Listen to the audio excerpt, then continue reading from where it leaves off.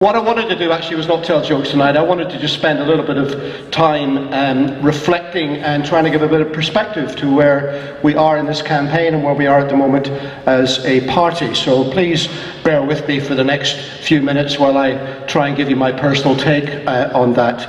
It seems to me that these early years of the 21st century have been ones of real momentous change for our country. Things have moved at a rate that they haven't done hardly ever before in our history. And for me, the most important thing that's happened is that the two great radical traditions that have shaped progressive history in Scotland have finally come together. The first of those is an ancient tradition. We will, during the lifetime of the next Scottish Parliament, celebrate the 700th anniversary of the Declaration of Arbroath. And if you look at that document, which is still in the National Library, you'll see, to a modern eye, it's very archaic. You'll see that it's couched in extreme reverency to the papacy to whom it was addressed. But nonetheless, through the centuries, you can read in that text the first written down expression of the demand for self-determination for the people of Scotland. And it is something that has never gone away. The support for that idea has got stronger and weaker over the years, but I believe it has never been stronger than it is in the time that we're living in today. The most important thing that's happened to me, though, is that ancient tradition, that crusade, that credo of wanting to be able to govern ourselves free from interference from anyone else or any other country, that has fused in the modern times with another tradition which is absolutely central to Scottish history, and that is the tradition of socialism, which grew up a couple of hundred years ago as a political response to the development of industrial capitalism. A point of view that said that the resources we have in this country should be regarded as a common treasury for everyone, and that we should organise society so that everyone gets out of it what they need and everyone puts into it what they can afford. And that is something that has shaped all of my adult thinking for the time that I've been on this earth. Now, you don't have to be much of a student of Scottish history to know that over the decades, those two ideas have intertwined with each other quite a lot. You only have to look at Keir Hardie, who founded the Independent Labour Party, and his close associate, Robert Cunningham-Graham, who founded the National Party of Scotland, to understand that throughout our history there have been plenty of people who have fought for the cause of Scottish independence, particularly because they want to see social justice achieved by that means. And there have also been many people who are socialists and wanted to change the class society in which we have, for whom independence was a mechanism and a way to do it. So that has happened. That they have come and gone together over the last century, but I would say for most of the 20th century, those two traditions have been opponents, and they have fought with each other for the very same electorate in working class communities like these. And the most significant thing that has happened in the last few years is that they are no longer opponents. In fact, they have fused to become a modern popular ideology that is supported by the majority of people that live today in our country. And the thing for me that was the catalyst of that change and provided the cement to put these traditions together more than anything else was the Scottish Independence Referendum campaign of 2012 to 2014. Because what happened there, to my mind, was that as soon as you asked the question, should Scotland be an independent country, that then gave rise to dozens of other questions like, yeah, well, what sort of country would it be? Who would control it? How would this work? For whose benefit? Etc., etc. And to a man and a woman, the people in the Yes campaign who fought for independence answered those questions by saying, we want a Scotland which is more tolerant, more progressive, more equal, more fair than the one in which we have today. So for them, the Yes campaign was about changing the world bit by bit and starting in the place that we live.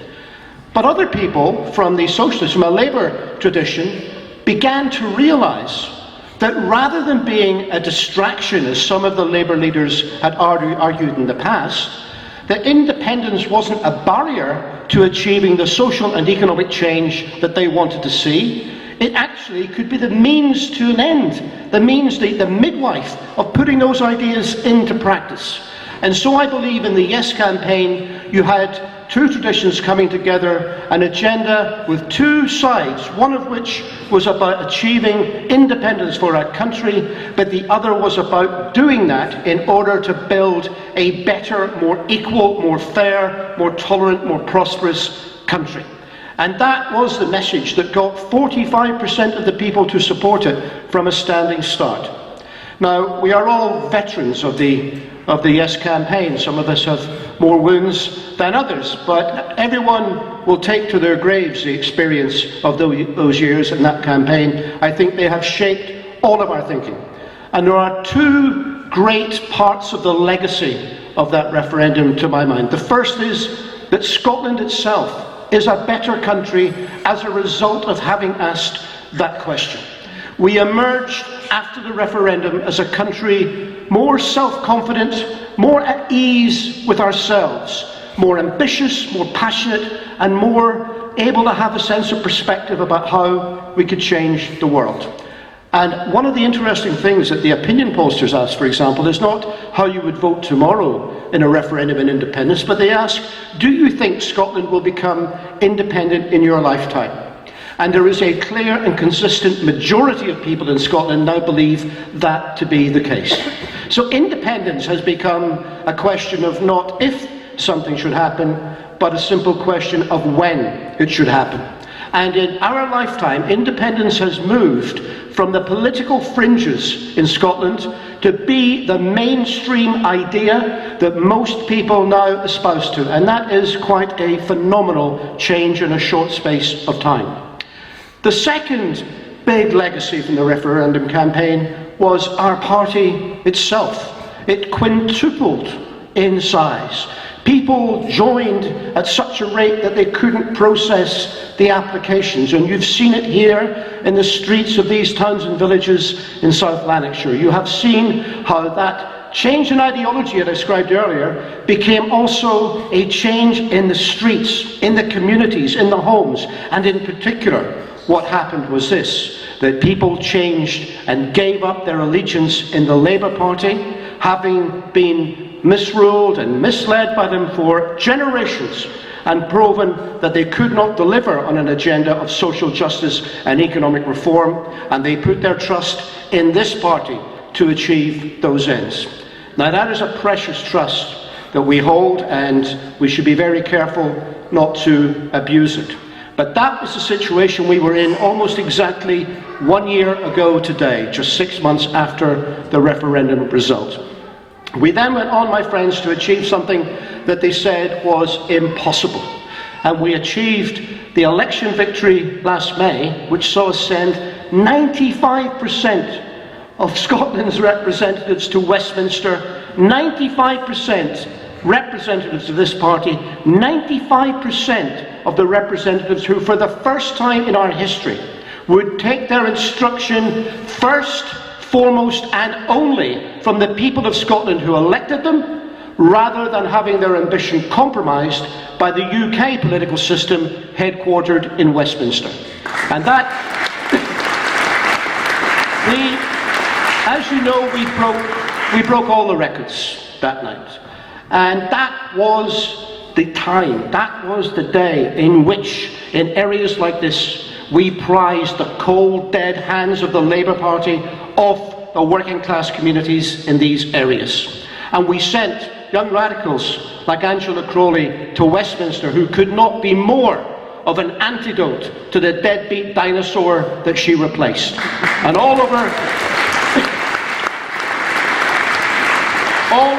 the country, ordinary men and women were sent to do a job.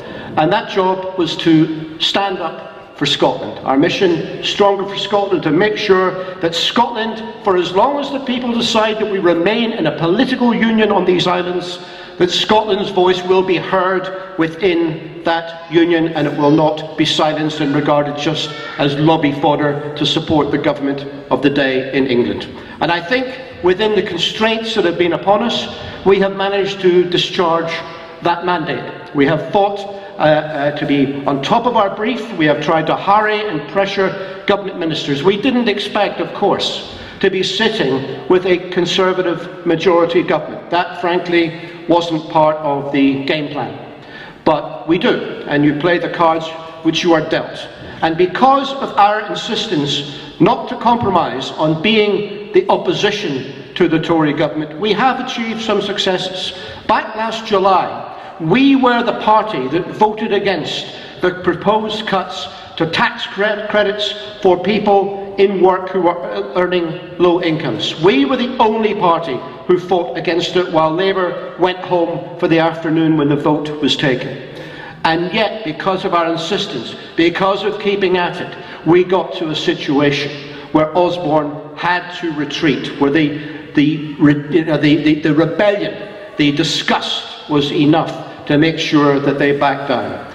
And now we have a situation where we go back to the big school on Monday, Patrick, Angela, myself and others, with the headmaster in a bit of trouble. And I really don't know whose resignation to call for first, whether we should call for Sajid Javid because of what he's done to the steel industry, whether we call for Osborne for what he's done to people with disabilities and people on benefits, or whether we call for the Prime Minister's head because he is a duplicitous politician who says one thing and does another.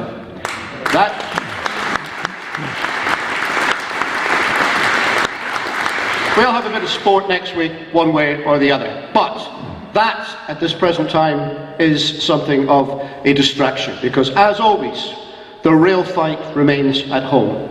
And we have 26 days now to make sure we get Aileen and other people elected into a majority Scottish government with Nicola Sturgeon as our elected First Minister and a popular mandate to change this country. I believe that we can do that, but we mustn't take anything whatsoever for granted. And the first thing we need to talk about is the record of this government since 2007. And I have to say this, I am an outsider in this process. I look in on what the Scottish Government and the people in it have managed to achieve, but I look in with awe and respect at their achievements and wonder how on earth they have managed to do it. Because remember this, that the overall purse strings are not controlled here in Scotland. They are still controlled by Cameron and Osborne in Westminster. And by the time we get to the end of this decade, they will have cut the money for public services in Scotland by 10% in real terms, 1/10. And yet, in the face of that, the SNP Scottish Government has managed to regroup, to prioritise, to defend and to extend the benefits that the people of this country need and depend upon. We have managed to keep education free so that your ability to learn depends on your aptitude to do so and not on the amount of money that you have in your wallet. We have kept the privateers out of our National Health Service. We have kept medicine free. We have free school meals for most of our primary school children in this country when they don't have hardly any in England. We have things to be proud of. And now it's true that not everything has been as we want it, and there is more still to do. But in terms of being able to make this record of achievement in the circumstances which were given to us, this is a glorious scorecard and report card that we can take to the people, and I believe that they will respond to it because they can see that the alternatives are chaos and privatisation. But the other thing that we need to do is also to take forward the ambition and our mission for the future.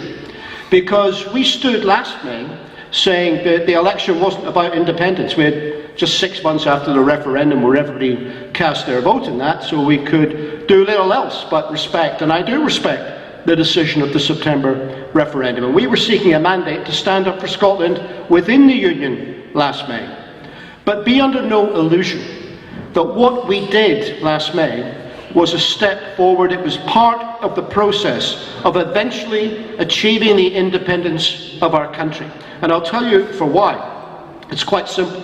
That the next time we choose as a government to consult the people of Scotland on how they wish to be governed and what they want their future to look like, We will not be undermined by an alternative bunch of Scottish politicians based in London claiming to represent the people as well. That mandate has gone. We will speak in both parliaments, in every council chamber, in every town and village hall with a single voice. So the next time we consult the people of Scotland on their self-government, we will be able to deliver our promise in a much more effective basis than we were before. But what is so important about getting an SNP majority government in Holyrood this May is that it takes the process further still. And we are standing on a record, and we are standing on our ambition for the future and the things we want to do with the limited powers that have been given to the Scottish Government. More I'm sure that Aileen will want to mention.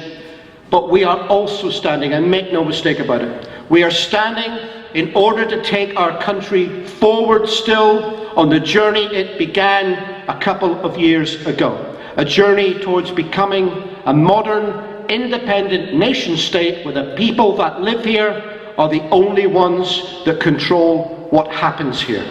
And that is a glorious mission prospectus to put before the people of Scotland. And we should tell them, we don't know when the next referendum will be. I'll tell you one thing, I don't want it to be until we are absolutely sure that we will win it. Because I don't want to set up an independent Scotland with 51% of the population. I want 65–70% of the population. I want it to be the settled will of the people of Scotland that they will now move to their own independence. And to do that, we still have work to do. And as Nicola said at the last conference, once we get these elections out of the way, because there seems to be elections every year, almost interminably, but once we get this set out of the way, we will begin anew a campaign to persuade more and more people who are not yet persuaded to the belief of the merits of Scottish independence. We will learn the lessons from the last referendum campaign. We will improve the offer that we make, and we will, through delivering with the powers that we've got, convince people that the Scottish Government is the only government that should be in the position to have all of the powers available to run this country. So no matter what people think, you can tell them clear and loud that when they put their mark against the SNP candidate throughout this country on May the 5th, they are voting and giving a mandate to that government to work towards this country's independence. That is central to this party's belief, and it will always remain so.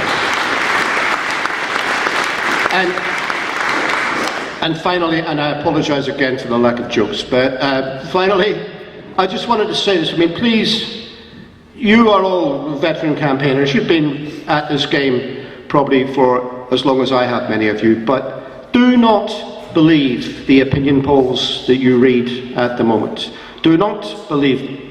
There is only one poll that matters, and that is the poll where people go to the polling station and take a pencil or a pen and write their mark on the ballot paper. That is the only one that matters, and I have a tremendous fear that what will happen is that there will be a general apathy amongst many sections of the electorate who feel that this is already in the bag, and even though they might tell an opinion pollster they're going to vote SNP, they won't actually go out and do so. And we need to have an organisation in place that is capable of identifying those people and getting them out on the day, because we will be judged not just on the number of seats that we will win, but in the number of votes that we accumulate throughout the country. And every single vote is important to building that tally.